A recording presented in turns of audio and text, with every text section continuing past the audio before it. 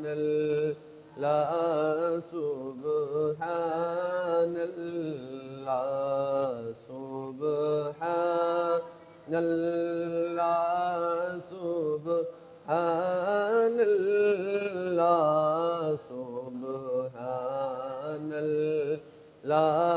सुबहानल्लाह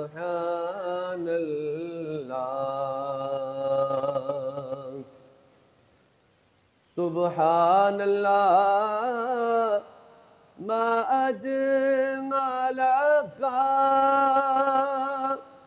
मा अहसनका मा अकमलका किथे मेहरे अली किथे तेरी सना किथे मेरे अली किथे तेरी सना मुश्ताक किया किथे जा लड़ियाँ सुबहानल्लाह सुबहानल्लाह सुबहानल्लाह सुबहानल्लाह।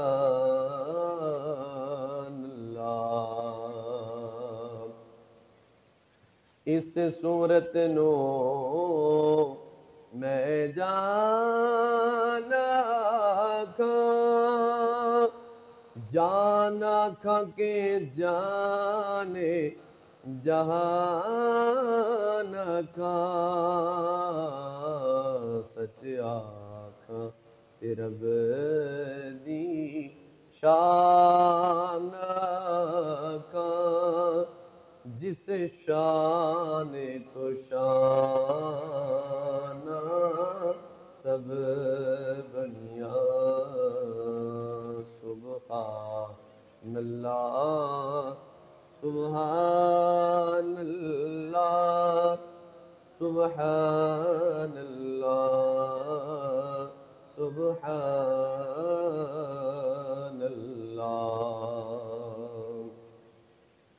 अल्लाह रब्बुल आलमीन की हम्द व सना के बाद हदियाए दुरूद व सलाम ताजदार मदीना रहमत कायनात फ़ख्रे मौजूदात सल्लल्लाहु अलैहि वसल्लम की पाक बुलंद आली मर्तबत बारगाह में पेश करने के बाद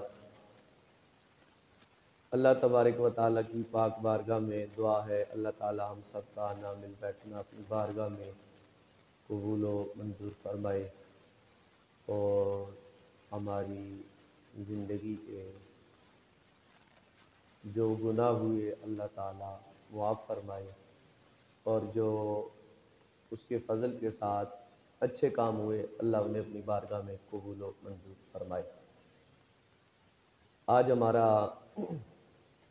7वां जुम्मा फ़जीलत जिहाद और महबूब अलैहिस्सलाम के सहाबा किराम की कुर्बानियाँ अपनी मंजिल की तरफ रवां दवा है। दुआ है अल्लाह करीम मुझे हक़ सच बयान करने सुन सुनाकर अमल पैरा होने की तौफीक ख़ास अता फ़रमाए।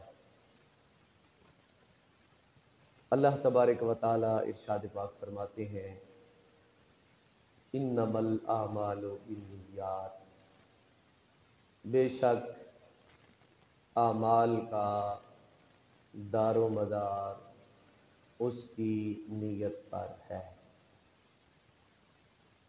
छोटा सा काम करे, छोटे से छोटा काम करे, नीयत उसकी खालिस हो, अल्लाह की रज़ा के लिए हो, मुस्तफ़ा की मोहब्बत के लिए हो, वो छोटे से छोटा किया हुआ अमल अल्लाह की बारगाह में बहुत बड़ा अमल है।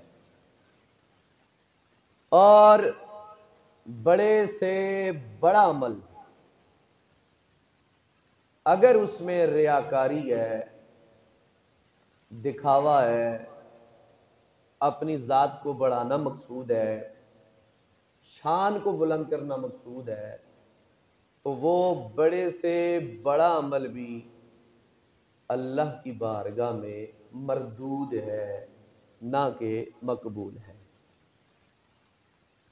तो इसीलिए फरमाया आमाल का दारो मदार इंसान की नीयत पर है। और हदीस पाक में नबी पाक अलैहिस्सलाम ने फरमाया, नीयतुल मोमिन मिन खैर अमल ही, मोमिन बंदे की जो नीयत है उसके अमल से बेहतर है। यानी एक बंदे ने नीयत की है मैं अल्लाह के घर को जाऊंगा, अब वक्त आया तो जा ना सका, बीमार हो गया, फोत हो गया, लेकिन उस नीयत का उसे सवाब अल्लाह ताला जरूर अता फरमाएगा। तो जब अमल कर लेगा तो उस पर उसे 7 गुना ज्यादा सवाब अता फरमाएगा। इसलिए फरमाया जो भी आप अच्छा काम करें, नमाज पढ़ें, रोज़ा रखें, सलाम करें, किसी को अच्छी बात की तलकीन करें, तो उससे पहले अपना ज़हन अच्छी नीयत की तरफ कर लें कि मैं ये बात करूँगा तो इस पर अजर अल्लाह की ज़ात मुझे अता फरमाएंगे। गुज़श्ता जुमातुल मुबारक पर मैंने बात यहाँ पे आके ख़त्म की थी कि नबी पाक सल्लल्लाहु अलैहि वसल्लम ने इरशाद फरमाया, अल्लाह तबारक व तआला इरशाद पाक फरमाता है, मुझे कतरों में से 2 कतरे बड़े महबूब हैं। एक बंदा गुनाहगार का मेरे खौफ से आंसू बहाना मुझे बड़ा पसंदीदा है, और दूसरा जिहाद के मैदान में मुजाहिद का अपने खून का कतरा बहाना मुझे ये भी बहुत पसंद है। और एक और रिवायत हजरत अब्दुल्ला बिन अब्बास से मरवी रिवायत है, आप फरमाते हैं नबी पाक अलैहिस्सलाम ने फरमाया, क़यामत का दिन होगा, हर आंख रोएगी। क़यामत का दिन होगा, हर आंख रोएगी, एक आंख रोने से बचेगी। तो सहाबा ने पूछा, या रसूलल्लाह वो कौन सी आंख होगी जो क़यामत वाले दिन रोने से बचेगी? तो अल्लाह के महबूब ने फरमाया, वो खुशनसीब आंख जिसने दुनिया में रात के पिछले पहर को यानी तहज्जुद के टाइम जाग कर मेरे खौफ से आंसू बहाए होंगे। बहुत कम लोग हैं जिन्हें रोना नसीब होता है, और बहुत कम लोग हैं जिन्हें अपने गुनाह याद होते हैं। बहरहाल बंदा वही है जिसे अपने गुनाह भी याद रहें और शब रोज़ अल्लाह की बारगाह में तौबा भी करता रहे। हज़रत उबादा बिन सामित रज़ी अल्लाह ताला अन्हु रावी हैं इस हदीस पाक के। आप फरमाते हैं, नबी पाक सल्लल्लाहु अलैहि वसल्लम ने इरशाद फरमाया, जिसने जिहाद किया इस नीयत के साथ कि मैं जिहाद के मैदान में जाऊंगा, लड़ूंगा, मुझे माल मिलेगा गनीमत का। हुजूर ने फरमाया, अगर एक रस्सी की भी उसने नीयत करके मैदान जिहाद में गया तो उसके लिए वही है जिसकी उसने नीयत की है। यानी नीयत अगर उसकी माल की है, रस्सी की भी है, तो उसे सवाब नहीं मिलेगा, क्योंकि उसकी नीयत ही खराब है। इसलिए जो भी आप और मैं अमल करें उससे पहले हमारी नीयतों का जो किबला है वो दुरुस्त होना चाहिए। हजरत आमिर बिन साद बिन अबी वक्कास अपने वालिद से रिवायत करते हैं, आप फरमाते हैं कि हम नबी पाक अलैहिस्सलाम की खिदमत पाक में मौजूद थे। नमाज का वक्त हुआ, हमने नबी पाक अलैहिस्सलाम के साथ खड़े होकर नमाज पढ़ी। खड़े होकर नमाज पढ़ी तो नमाज के दौरान आखिर में एक बंदा बाहर से तशरीफ लाया और उसने सफ के आखिर में खड़े होकर बुलंद आवाज से कहा, ए मेरे अल्लाह मुझे वो फजीलत दे जो तूने अपने नेक बंदों को अता फरमाई है। अब जमात हो रही है,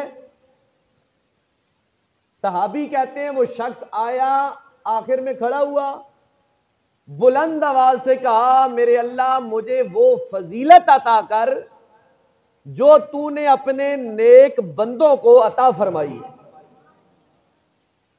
कहते नमाज मुकम्मल हुई, खत्म हुई, इमाम अल-अंबिया सल्लल्लाहु अलैहि वसल्लम ने अपना रूह व दुआ हमारी तरफ फेरा, फरमाया कौन है जो अल्लाह की बारगाह में दुआ कर रहा था। हजरत साद बिन अबी वक्कास फरमाते हैं वो शख्स खड़ा हो गया, कहा या रसूलल्लाह मैं था, अल्लाह की बारगाह में दुआ कर रहा था कि मालिक जो नेक बंदों को, बंदों में से नेक बंदों को फजीलत दी है वो फजीलत मुझे अता फरमा। नबी पाक अलैहिस्सलाम ने फरमाया तू फिर ऐसा कर, अगर अल्लाह के नेक बंदों की फजीलत पाना चाहता है मैदान जिहाद में जा, अपने घोड़े की कूंचे कटवा, उसके बाद अपनी जान का नजराना पेश कर, जामे शहादत का जाम नोश कर, जामे शहादत पी, अल्लाह करीम तुझे अपने नेक बंदों की फजीलत अता फरमा देगा। यानी यहां पर नबी पाक अलैहिस्सलाम ने आगाह किया है कि थोड़ी सी इबादत करने के बाद बंदा ये ना कहे कि मैं अल्लाह के उन नेक बंदों में शामिल हो चुका हूं कि मैं तो जमीन पे अब संभलने ही नहीं पाऊंगा, मेरी शान ही बड़ी है। फरमाया अल्लाह के नेक बंदों की फजीलत पानी है तो ये कोई आम बात नहीं है, बड़ी खास बात है। वो ये है कि मैदान जिहाद में जाना पड़ेगा, घोड़े की कूंचे कटवानी पड़ेगी, अपनी जान का नजराना देना पड़ेगा, तब जाकर अल्लाह के महबूब बंदों की फजीलत तू पाएगा। अब इस हदीसे पाक से पता यह चलता है कि नबी पाक अलैहिस्सलाम के नुक्ता नज़र नज़रिए के मुताबिक बंदा कामिल तब होता है जब अपनी जान माल अल्लाह की राह में कुर्बान करता है। यह जज्बा है जो नबी पाक अलैहिस्सलाम ने खुद अपने गुलामों को अता फरमाया है। हजरत अबू हुरैरा फरमाते हैं नबी पाक अलैहिस्सलाम ने इरशाद फरमाया जिस शख्स ने अल्लाह की राह में माल के साथ जिहाद किया, माल के साथ जिहाद किया और अपने दो जोड़े अल्लाह की राह में सदका किए,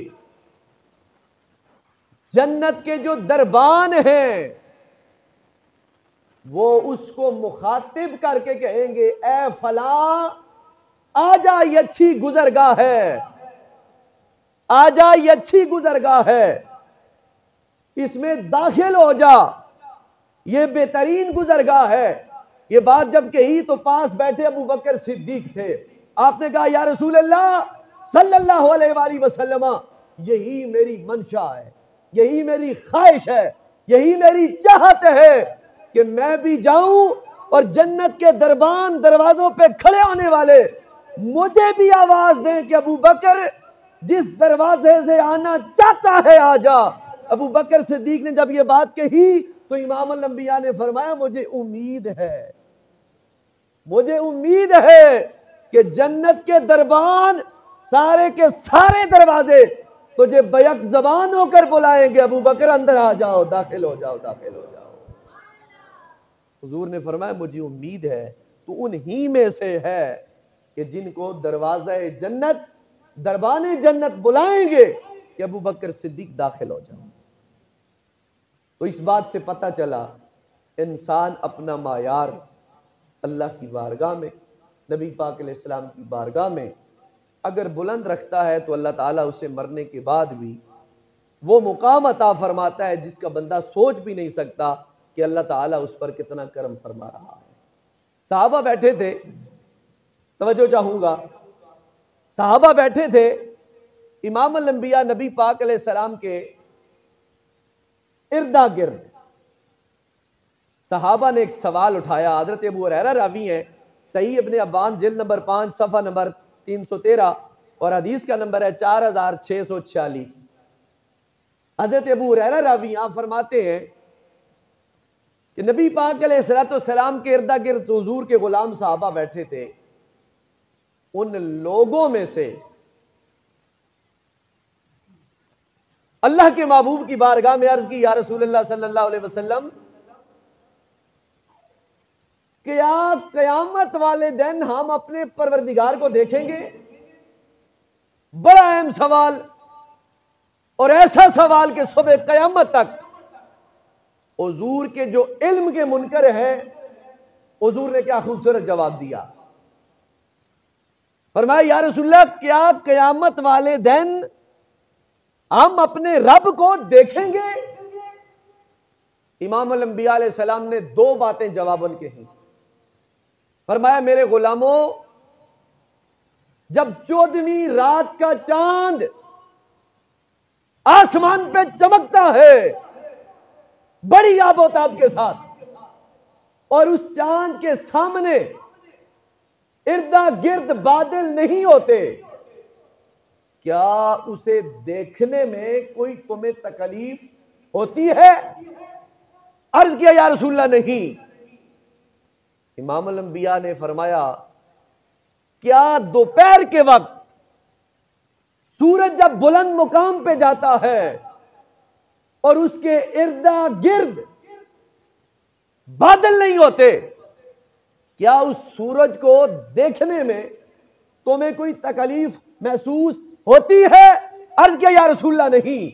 इमाम अल-अंबिया ने फरमाया, वल्लज़ी नफ्सी बियदिही, उस जात की कसम जिसके कब्जा और इख्तियार में मुझ मोहम्मद की जान है, जिस तरह चांद 14वीं रात का चमकता हुआ तुम्हें देखते हुए कोई परेशानी नहीं होती, दोपहर के वक्त चमकते हुए सूरज को देखकर तुम्हें कोई परेशानी नहीं होती, इसी तरह कयामत वाले दिन तुम अपने परवरदिगार को देखोगे और तुम्हें कोई तकलीफ या परेशानी नहीं होगी।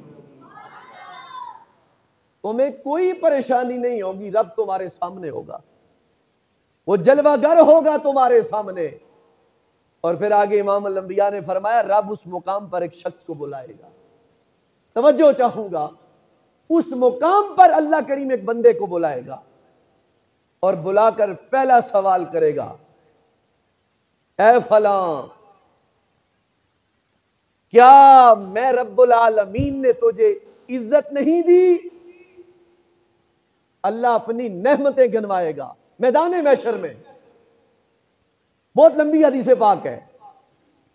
अल्लाह उस मुकाम पर एक बंदे को बुलाएगा और पूछेगा, ऐ बंदा खुदा, क्या मैंने तुझे जिंदगी में इज्जत नहीं दी थी? वो कहेगा, परवरदिगार, तूने मुझे बड़ी इज्जत दी थी।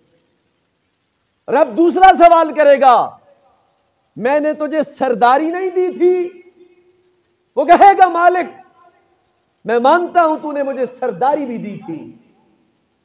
रब तीसरा सवाल करेगा, ऐ आने वाले बंदे खुदा, क्या तुझे मैंने ताकत नहीं दी थी, जुर्रत? वो अर्ज करेगा, मालिक, मैं मानता हूं तूने मुझे ताकत भी थी, जुर्रत भी दी थी। परवरदिगार फिर सवाल करेगा, क्या मैंने तेरे लिए ऊंटों को तुम्हारा ताबेदार नहीं किया था? वो अर्ज करेगा, मालिक, किया था। रब फिर कहेगा, क्या मैंने तेरे लिए घोड़ों को, इतनी ताकतवर जानवर को तेरे लिए मुसख्खर ताबेदार नहीं बनाया था? वो कहेगा, मालिक, ऐसा ही था। रब फिर आखिर में कहेगा, बता, सारी नेमतें दी, तूने मेरी मुलाकात का कभी ख्याल भी रखा था? मेरी मुलाकात का कभी सोचा था? बड़ा अहम सवाल। रब ने फिर सवाल सुनकर सवालिया जुमले दिए और आखिर में उस पर सवाल किया बंदे से। जब उसने अपने सवालों का जवाब दिया, जी हां, ताकत भी दी, शोहरत भी दी, सरदारी भी दी, ऊंटों और घोड़ों पर हुक्मरानी भी दी, कब्जा भी दिया, इख्तियार भी दिया। रब फिर आखिर में कहेगा, बता तूने मेरी मुलाकात के बारे में सोचा था कि परवरदिगार से मुलाकात होगी? उस वक्त वो बेबस होगा, वो कहेगा नहीं, मैंने नहीं सोचा था। अब हदीसे पाक है, वो कहेगा परवरदिगार मैंने नहीं सोचा था कि तुझसे मुलाकात होगी। हुजूर फरमाते रब्बुल आलमीन ने फरमाया, उस मुकाम पर रब फरमाएगा जैसे तूने मेरी मुलाकात को बुला दिया है, जा आज मैंने भी तुझे बुला दिया है। अल्लाह अकबर, आज मैंने भी तुझे बुला दिया है। मतलब यह है कि तू मुझे याद करता, फज़कुरूनी अज़कुरकुम वश्कुरूली वला तकफुरून। मेरे बंदे तू मुझे याद कर, मैं तुझे याद करूंगा, मेरा शुक्र अदा कर, मेरी नाफरमानी ना कर। तो उस मुकाम पर नबी पाक ने फरमाया, अल्लाह करीम बंदे से कहेगा, तू अगर मुझे मेरी मुलाकात को याद करता तो आज तुझे नाम दिया जाता, तूने तो सोचा ही नहीं है कि मैंने रब से मुलाकात भी करनी है। ये रिवायत पढ़कर मैंने ये नतीजा आखिर किया है, ईमान तो मेरा और आपका है कि रब का सामना होगा, लेकिन इस तरफ हमारी तवज्जो बहुत कम थी कि हम रब से मुलाकात करेंगे। आज से ये अपना ज़हन बना लें इस हदीस पाक के नुक्ते नज़र के मुताबिक कि अल्लाह के फजल व करम के साथ रब ने चाहा तो हम परवरदिगार से मुलाकात फरमाएं, और अल्लाह हमें साबित कदमी अपने फजल के साथ अता फरमाए उस मुकाम पर। तो इस हदीस से आप अपना जहन ये बना लें अपनी ज़िंदगी में कि उस वक्त हमें भी कोई खसारे का सौदा ना करना पड़े, खसारे में ना हो जाए कि रब फरमाए तूने तो सोचा ही नहीं था मेरी मुलाकात का। आज मैं और आप सोचे कि रब से मुलाकात भी करनी है और रब के सामने भी जाना है। नबी पाक अलैहिस्सलाम ने फरमाया, फिर रब्बुल आलमीन एक और शख्स को मुखातिब करेगा, बुलाएगा और यही सवाल करेगा, ए आने वाले, क्या तुझे मैंने शोहरत नहीं दी? वो कहेगा दी है। इज्जत नहीं दी? दी है। रिज्क नहीं दिया? दिया है। जानवरों पे हुकूमत नहीं दी? दी है। सब कुछ दिया है। बता मुझसे मुलाकात का कभी सोचा था कि मुझसे मिलना है?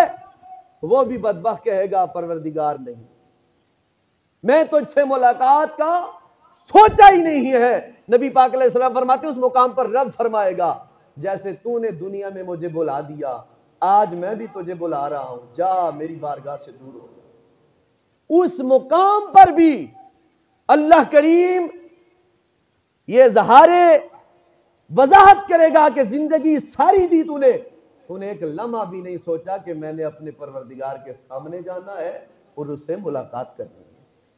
तो यह हमें सोचना चाहिए। नबी पाक अलैहिस्सलाम ने फरमाया, फिर एक तीसरा शख्स लाया जाएगा। जब तीसरा शख्स लाया जाएगा तो नबी पाक अलैहिस्सलाम ने फरमाया, अल्लाह पाक उससे फरमाएगा, तू कौन है? अब हुजूर फरमाते हैं, अल्लाह करीम अपना सवाल का जो अंदाज है बदलेगा, उसे कहेगा तू कौन है? वो कहेगा मैं बंदा खुदा हूं, अना अब्दुल्लाह, मैं बंदा खुदा हूं। अल्लाह करीम फरमाएगा, तेरे पास क्या है? बंदा खुदा होने के साथ वो बंदा खुदा है, तेरे पास क्या है? वो इकरार करेगा, परवरदिगार जो जिंदगी तूने अता फरमाई है, मैंने नमाजें पढ़ी हैं, मेरे परवरदिगार मैंने रोजे रखे हैं, मेरे परवरदिगार पालने वाले, मैंने हज किया है, मैंने ज़कात दी है, सदका व खैरात के काम किए हैं, बड़े बड़े अफजल आला काम किए हैं, और जितनी इस्तात थी उस इस्तात के मुताबिक मैं तेरी तारीफ करता रहता था। अल्लाह करीम जब अपने बंदे की ये बात सुनकर फरमाएगा, मेरे बंदे क्या ख्याल है तेरी इन बातों पर मैं गवाह ना लाऊं? जो बातें तू कहता है कि मैं नमाज पढ़ता था, रोजे रखता था, हज करता था, ज़कात देता था, सदका तो खैरात सखावत का इज़हार करता था, मेरी तारीफ करता था, मेरा दिल ये कहता है कि मैं तेरी इन बातों पर अपनी तरफ से गवाह लाऊं।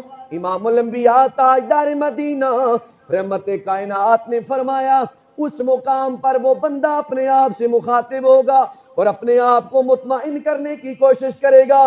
इस मुकाम पर कौन होगा मेरी गवाही देने वाला, मेरी बात की तस्दीक करने वाला या तकजीब करने वाला।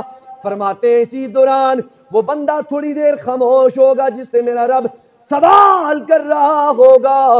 वो जनाबे वाला थोड़ी देर के बाद परवरदिगार आलम की बारगाह में कहेगा, मेरे मालिक जो गवाह लाता है ले आ, वो गवाही मेरे हक में जितनी देता है देता जाए, मैं भी मौजूद हूं और गवाही देने वाले बंदे को भी हाजिर खिदमत फरमाइए। आइए रब्बुल आलमीन का हुक्म होगा कि मैं गवाह लाऊं तेरे अमल पर। बात सुनने की है, तवज्जो चाहूंगा, बात सुनने की है। रब फरमाएगा तेरे अमल पर, नमाज, रोजे, हज, ज़कात, सदकातो, खैरात, मेरी तारीफ पर कोई गवाह ना लाऊं। थोड़ी देर सोचेगा, उसके बाद कहेगा ले आ। वो अपने गुमान के मुताबिक ये सोचेगा कि अब यहां पे गवाह कहां से आएगा।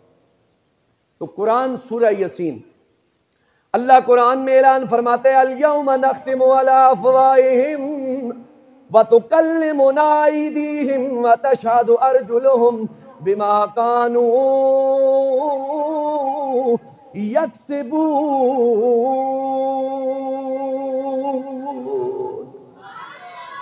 उस मुकाम पर रब्बुल आलमीन अपने बंदे से मुखातिब होगा, मैं गवाह ना ले आऊं, वो कहेगा गवाह लाया। रब्बुल आलमीन के महबूब फरमाते हैं उस मुकाम पर, नबी पाक अलैहिस्सलाम फरमाते हैं रब्बुल आलमीन खत्म अल्लाह हो, अल्लाह करीम मूर लगा देगा बेअफ़वाहिम, उसके चेहरे पर मुंह उसका बंद हो जाएगा। जब मुंह बंद होगा तो अल्लाह करीम रान की हड्डी से मुखातिब होगा। हदीस पाक, रान की हड्डी से मुखातिब होगा और फिर कुल हड्डियों से मुखातिब होगा। हाँ भाई बोलो क्या कहती हो आप। हड्डियां अपनी जबानी, अपनी हिकमत की बातें अपने बंदे के बारे में, यानी अपने जिस्म के बारे में बोलने लगेंगी, हिकमत के मात मोती रोलने लगेंगी और कहेंगी परवरदिगार ये झूठा है, ये मुनाफिक है, ये झूठा है, ये मुनाफिक है। फिर परवरदिगार आलम गोश्त को हुक्म देगा, जो बंदे का गोश्त होगा उसे हुक्म देगा, तू क्या कहता है इस बारे में। हड्डियों ने तो अपना फैसला सुना दिया, हड्डियां कहेंगी ये झूठा है, मुनाफिक है, और गोश्त भी कहेगा परवरदिगार ये मुनाफिक भी है और झूठा है।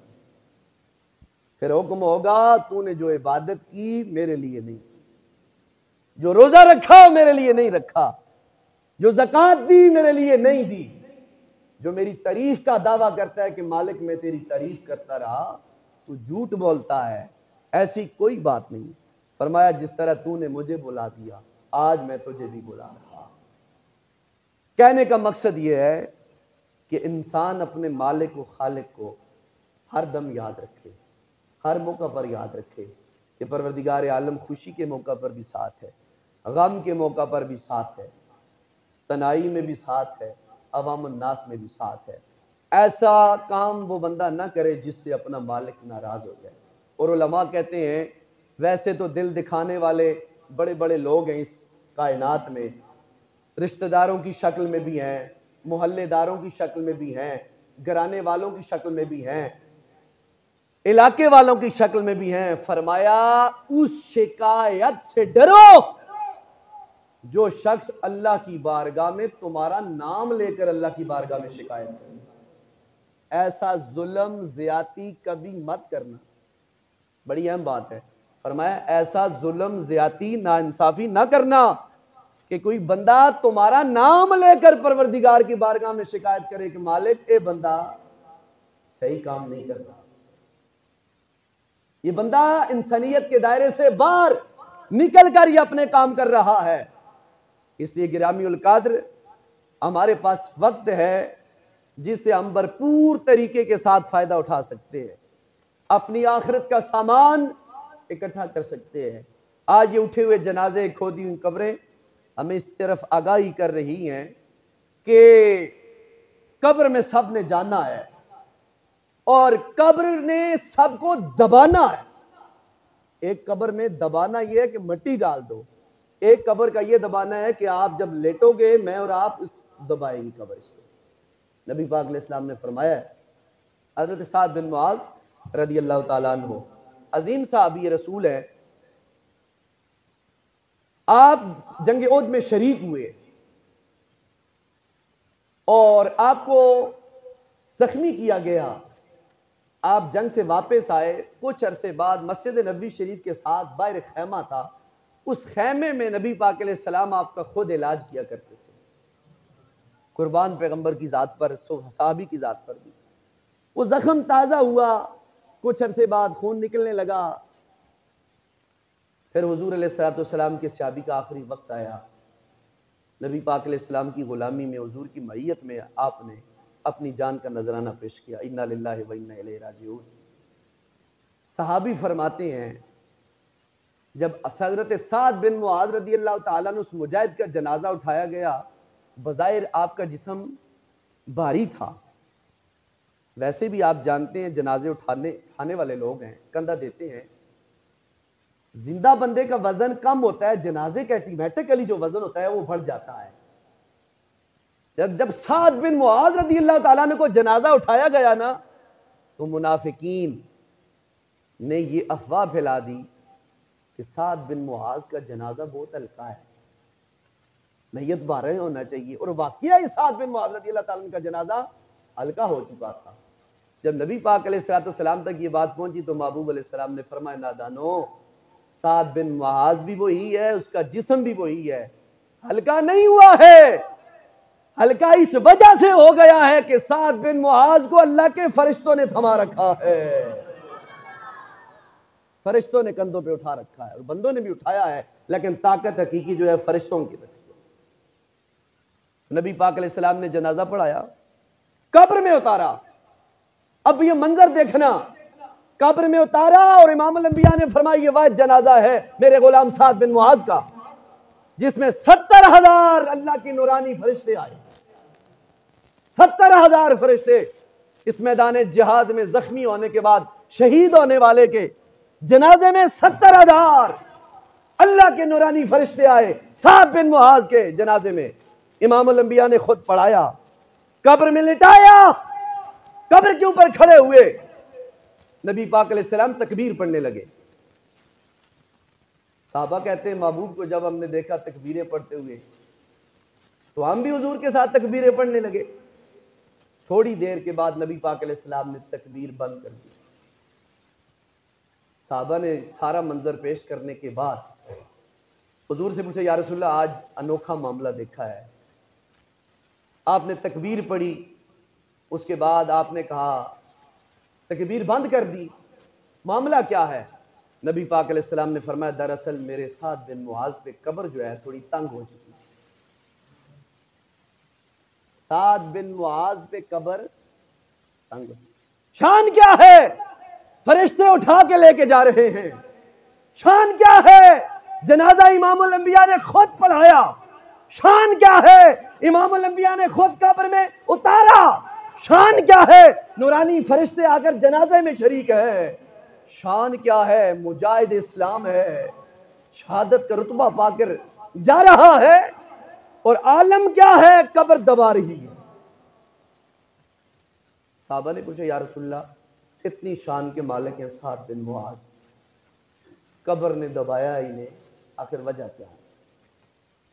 उलमा ने दो जुमले यहां पर लिखे हैं, तवज्जो चाहूंगा। दोनों जुमले मेरे और आपके लिए बड़े अहम हैं। फरमाया, पहली बात यह है, कभी कभार साद बिन मुआज़ से ऐसा हो जाता कि जब पेशाब करते तो कुछ छींटों से बचा नहीं करते थे, इस वजह से कब्र ने इन्हें दबाया है। हुजूर ने फरमाया ना, पेशाब की कतरों से बचो, क्योंकि फ़इन्नहु आमता मिन अज़ाबिल क़ब्र, इससे कब्र का अजाब होता है। फरमाया, एक तो वजह यह है कि कभी कभार, रोजाना नहीं, कभी कभार पेशाब के छींटे इनके जिस्म पे कहीं पड़ गए, जिसकी वजह से इन्हें कब्र ने दबाया है। यह रिवायत अपनी जगह, और बाज आले मोहब्बत ने यह कहा, यह भी बात दुरुस्त है, ऐसा मुमकिन है, लेकिन एक और बात भी है। फरमाया, वो ऐसे कि जब बाल बच्चा घर से प्यारा बिछड़ जाए, बड़े दूर दराज तक चला जाए, बड़ी तको करने के बाद बिल आखिर हार थक के बैठ जाएं, ना उम्मीद हो जाए, फिर खबर मिले कि आपका बच्चा आ चुका है। फरमाया इस मंजर को सामने रखो, और वह जब बच्चा आए अपनी मां के सामने तो मां उसे कितने प्यार के साथ अपनी गोद में लेकर दबाएगी ना, कितने प्यार के साथ। फरमाया ये बंदा साद बिन मुआज था, कब्र पे चलता था, दुनिया पर मट्टी पर चलता था, लेकिन आज कब्र की मट्टी ने मां होने का हक अदा किया कि साद बिन मुआज मैं तो कब से इंतजार कर रही थी, आ मेरी गोद में, मैं तुझे अपनी मोहब्बत से सरफराज फरमाती हूं। अपनी अपनी बात है। इसमें उलमा ये भी कहते हैं कि जो पेशाब के हवाले से ये उम्मत के लिए दर्स है कि आप अपनी जिंदगी में अपने कपड़ों को, जिस्म को साफ सुथरा रखें। ये बड़ी अहम बात है। अगर ये बात आप सीख लें, समझ लें। आजकल ये बीमारी बहुत ज्यादा है पेशाब के कतरों की। चलो जिसे बीमारी है उसे उज़र है, शरीयत ने हुक्म दिया है कि बार बार वुजू करके वो नमाज पढ़ सकता है, या उसे गुमान है हर वक्त कतरे आते ही रहते हैं तो फिर वो अच्छा गुमान करके नमाज पढ़े। गो के कतरे आते भी हैं लेकिन अच्छा गुमान करके वो नमाज पढ़े। लेकिन एक बंदा बाथरूम में जाता है, बाहर खेतों में पेशाब करता है और उसे पेशाब खुश करने का तरीका ही नहीं है, अंदाजा ही नहीं है, सोच ही नहीं है, तो वो अपने मुकद्दर पे रोए कि मैं क्या काम कर रहा हूं। इसलिए आपसे ये गुजारिश है, आप पेशाब के लिए जिस वक्त भी बैठे और खड़े उठें, मुतमइन हो जाएं कि मेरा पेशाब, जो बिलखुसूस छोटा पेशाब की बात हो रही, बड़ा तो वैसे ही बंदा साफ करता है, छोटे पेशाब की बात हो रही है कि आप मुतमइन हो जाएं कि अब हमारे जिस्म से कतरा नहीं निकलेगा। जब आपको 100% ज़हन मुतमइन हो जाए तो उस वक्त आप वाशरूम से या खेत से जहां भी पेशाब करते हैं उठ खड़े हो जाए। तो ये आपके लिए बेहतरीन नसीहत है कि अपनी जिंदगी में, नमाज तो बात की बात है, कम अज कम जब आप वाशरूम में जाएं, टॉयलेट में जाएं या किसी मुकाम पर पेशाब करें, बाउल करें, तो अपने जिस्म की खुद बहुत जरूरी तौर पर हिफाजत करें। क्योंकि हुजूर ने फरमाया जो लोग पेशाब के छींटों से नहीं बचते उन्हें कब्र का अजाब होता है। नबी पाक अलैहिस्सलाम से पूछा गया, या रसूलल्लाह ये जो कब्र का दबाना है ये हर एक के लिए? हुजूर ने फरमाया इससे मेरे बेटे इब्राहिम अलैहिस्सलाम, इब्राहिम वो भी नहीं बचे, कासिम वो भी नहीं बचे, ये भी नहीं बचे। फरमाया कब्र का जो अजाब है वो बरहक है, कब्र दबाती है और हर एक को दबाएगी। मुझे और आपको नजर इसलिए नहीं आती कि अल्लाह फिर भी पर्दे डाल रहा है। सहाबा भी कब्र पर थे ना, तवज्जो है, कब्र पर सहाबा थे, सहाबा को ये मंजर दिखाई नहीं दिया, ये मंजर सिर्फ रसूलुल्लाह पे दिखाई दिया। और हुजूर ने इस बात की वजाहत की ताकि उम्मत सीख ले, अपनी तारत के मसाइल समझ ले कि हमने किस तरह पाक रहना है, साफ रहना है और अपनी जिंदगी में इन चीजों का ख्याल रखना है। तवज्जो चाहूंगा। कब्र के कितने सवाल हैं जी? 3। मा रब्बो का, मा दीनों का, मा कुंत तकूल फी हक़ हाज़र रजल। हुजूर ने फरमाया 3 सवाल हैं। अब ज़हन साद बिन मुआज की तरफ लेके जाओ। कब्र में मौजूद है, मुनकर नकीर आगे है। मा रब्बो का जवाब दिया होगा रब्बी अल्लाह। मा दीनों का क्या जवाब दिया? दीनी अल इस्लाम। तीसरा सवाल किया गया, मा कुंत तकूल फी हक़ हाज़र रजल। बता यारे गार मुस्तफ़ा करीम सल्लल्लाहु अलैहि वसल्लम, अबू बकर सिद्दीक़ के यारे गार मुस्तफ़ा करीम सल्लल्लाहु अलैहि वसल्लम के बारे में क्या कहता? अब ज़हन हाज़िर रखना और सोचना इस बात को और जवाब देना मुझे। यह सवाल कब्र में तब होता है जब सरकार मदीना बिल्कुल सामने। सवाल तब होता है जब सरकार की जात सामने। साद बिन मुआज कब्र में है, तीसरा सवाल हो रहा है और मुस्तफा अपनी कब्र में नहीं, कब्र के ऊपर खड़े हैं। साद बिन मुआज के पास जात मुस्तफा की एक है, बात समझ रहे हैं आप? जात एक है, जो कब्र के बाहर होकर कब्र के अंदर भी अपने गुलाम को दिखाई दे रहे हैं। कब्र पर भी है, कब्र के अंदर के मामूलात को भी देख रहे हैं। और फरिश्ते हुजूर की जात को सामने रख के कह रहे हैं मा कुन्ता तक़ूलु फ़िया कि हाज़ा रजल, बता इस यार के बारे में, महबूब अलैहिस्सलाम के बारे में क्या कहा करता था। हज़रत साद बिन मुआज़ रज़ियल्लाहु तआला ने अक़ीदा ईमान शहादत का लंबरदार उस मुकाम पर भी कहेगा हाज़िही मुहम्मद रसूलुल्लाह सल्लल्लाहु अलैहि वसल्लम, ये तो मेरे आका कायनात हैं, इमामुल अंबिया हैं, ताजदार मदीना हैं, सल्लल्लाहु अलैहि वसल्लम की ज़ात पाक है। इसलिए हुजूर के गुलामों, आज मैं और आप अगर इमामुल अंबिया सल्लल्लाहु अलैहि वसल्लम से वफादारी करें तो हमारी दुनिया भी प्यारी होगी, कब्र क़यामत की मंजिलें भी अल्लाह सोनी फरमाएगा। नबी पाक अलैहिस्सलाम ने फरमाया दीनार में से, दिरहम दीनार में से वो दिरहम दीनार अफजल आला हैं जो बंदा अपनी आलो अयाल पे खर्च करता है। दिरहम दीनार में से वो दिरहम आला है जो बंदा आलम जिहाद के मैदान में जाने के लिए घोड़ा खरीदता है, उसकी खिदमत करता है। फरमाया दिरहम दीनार में से वो दिरहम दीनार अफजल आला है जो जिहाद के मैदान में जाने वालों के लिए सामान तैयार करता है, उनकी मदद करता है। यह है जिहाद जो सहाबा किराम ने अमली तौर पर अपनी जानों के नजराने पेश किए। इसीलिए इमामुल अंबिया ने फरमाया वालमू, जान लो गुलामों मेरे, वालमू जान लो अल जन्नत तख्त ज़िलाल सुयूफ, जन्नत तलवारों के साए में अल्लाह ने रखी है। जन्नत के अल्लाह ने करीम ने जन्नत तलवारों के साए में रखी है।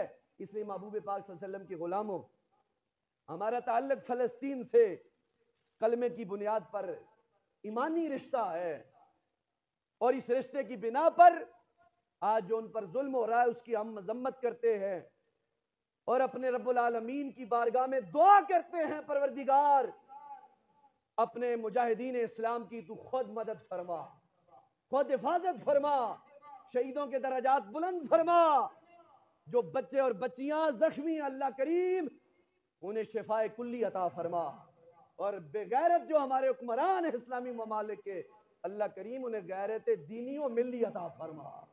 ये हमारा हक है। हुजूर ने फरमाया मोमिन के पास आला हथियार क्या है? दुआ है। उस सूरत में कि उनके पास कोई लड़ने के लिए तलवार ना हो, कोई और चीज ना हो। जब सब चीजें मौजूद हो, डंडा मौजूद हो, तो फिर थप्पड़ मारने का फायदा नहीं है। मिसाइल मौजूद हो तो फिर जनाबे वाला तीर चलाने का फायदा नहीं है। जो हुक्म है उसे सामने लाया जाए। खालिद बिन वलीद रदी अल्लाह ताला अन्हु अजीम जात के मालिक हैं। मेरे आका ने फरमाया खालिदो सयूफुम मिन सयूफिल्लाह, ओए खालिद अल्लाह की तलवारों में से तलवार है, तलवार है। इनके बारे में आया इनके जिस्म पर कोई ऐसी जगह नहीं बची पूरे जिस्म पर जहां पे नेजा, तलवार, खंजर या जनाबे वाला तलवार न लगी। हर जंग में आप शरीक हुए लेकिन मौत आपको बिस्तर पे आई और आपने कहा बुज़दिलों को मेरा पैगाम है कि मौत जिस मुकाम पर परवरदिगार ने लिखी है वहां आएगी। अगर मौत तलवार के डर से आती तो मैं तो इस मौत को हर मैदान जिहाद में तलाश करता रहा कि मुझे शहादत मिल जाए, लेकिन ऐसा नहीं हुआ। आप फरमाते हैं कि नबी पाक सल्लल्लाहु अलैहि वसल्लम से इज़हार मोहब्बत, ईमानी प्यार करो, दुनिया में भी कब्र क़यामत की भी मंजिलें अल्लाह सोनी फरमाएगा। इसलिए मेरे बुजुर्गों, दोस्तों, जवान साथियों, हुजूर के गुलामों, हजरत नमरान बिन उतबा कहते हैं रदी अल्लाह ताला फरमाते हैं कि हम उम्मे अबू दरदा रदी अल्लाह ताला अन्हा के घर तशरीफ ले गए। हम यतीम थे, छोटी उम्र थी, तो माई साहिबा ने हमारे सर पे हाथ रखकर कहा मेरे बच्चों मुझे उम्मीद है कि अल्लाह ताला तुम्हें तुम्हारे बाप की शफाअत नसीब फरमाएगा। कहते हैं हमने पूछा वो कैसे? फरमाया मैंने अपने बेटे अबू दरदा से सुना, उन्होंने रसूल पाक से सुना कि जिस शख्स को अल्लाह ने शहादत दी क़यामत वाले दिन वो मुजाहिद, वो शहीद 70 बंदों की शफाअत करके उन्हें जन्नत में ले जाएगा, शफाअत करेगा। तो इसलिए हमारे पास और कुछ नहीं है। नमाज पढ़ें, अल्लाह ताला की इताअत और फरमाबरदारी करें, किसी का गुनाह देखें तो उसमें पर्दा डालें, हुकूकुल इबाद, पड़ोसियों के हुकूक, माओ बहनों बेटियों के हुकूक का खास ख्याल रखें। यही हमारी ज़िंदगी है। कल किसी का जनाजा उठाया, आज कल हमारा उठता जाएगा। तो इसलिए आपसे मुअद्दिबाना इल्तमास है अपनी नमाजों की हिफाजत करें, और अल्लाह ताला की बारगाह में तौबा इस्तिग़फ़ार का अलम बुलंद करते रहें। अल्लाह करीम मेरी और हाज़िरी आपकी अपनी बारगाह में कबूल मंजूर फरमाए। व आखिर दावा या अनिल हम्दुलिल्लाहि रब्बिल